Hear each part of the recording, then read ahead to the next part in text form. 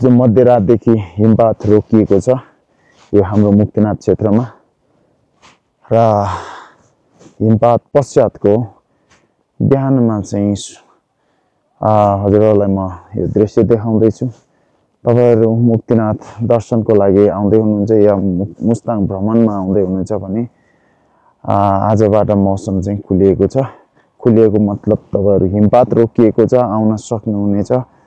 तपाईहरुले देख्न सक्नुहुन्छ यहाँ बाटोको अवस्था के कस्तो रहेको छ भन्ने बारेमा।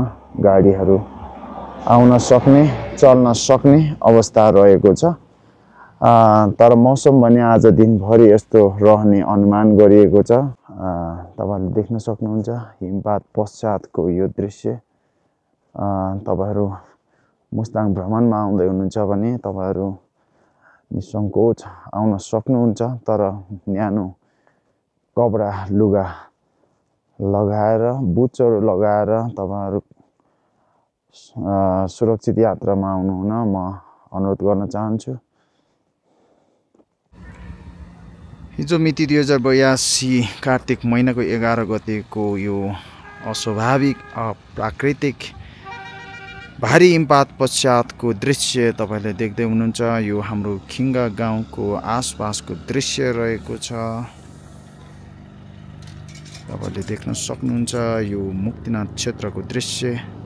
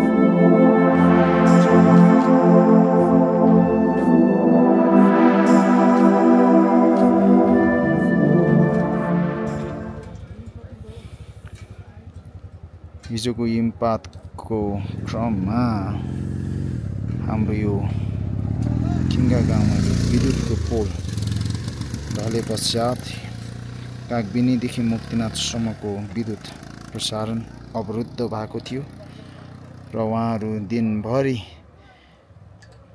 यो मर्मत सम्भारको कार्यमा उहाँहरू सक्रिय भई लाग्नु भएको थियो। हिजो बेलुकी 7 बजेसम्म उहाँहरू चिसो मौसमको बावजुद पनि उहाँले काम गरिराख्नु भएको थियो, सक्नु भएको थिएन र आज बिहान सबैले आउनु भई उहाँले यो कार्यलाई निरन्तरता दिई तीव्रता हिसाबले उहाँहरूले विद्युत प्रसारणलाई सुचारू गर्न उहाँहरू लागि पर्नु भएको छ। मुक्तिनाथ आसपासको यो दृश्य साह्रै नै मनमोहक। मुक्तिनाथ दर्शन सकिएर फर्किने आन्तरिक पर्यटकहरूको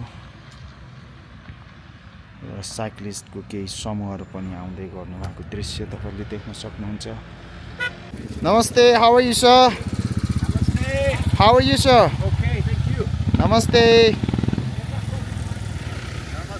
नमस्ते सर। नमस्ते।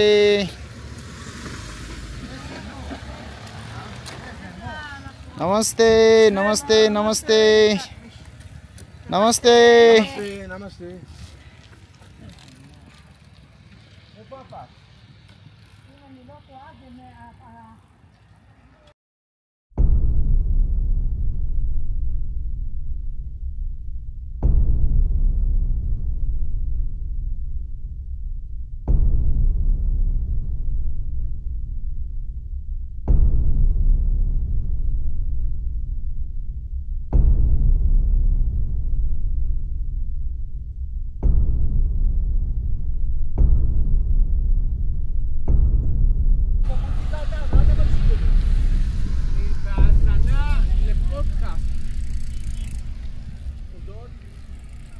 सम्पूर्ण मित्रहरू, म अहिले तपाईहरुलाई हिजोको यो हिमपात, भारी हिमपात पछिको यो हाम्रो आसपासको वरिपरिको यो रमणीय दृश्य र मनमोहक रमणीय यो मन लोभ्याउने खालको यो दृश्य तपाईहरुमाझ प्रस्तुत गर्दैछु। आशा छ तपाईहरु सम्पूर्णलाई यो दृश्यहरू मन पराउनु हुनेछ र मेरो YouTube च्यानललाई सब्स्क्राइब गर्नु भएको छैन भने तपाईले सब्स्क्राइब गर्न म अनुरोध गर्न चाहन्छु।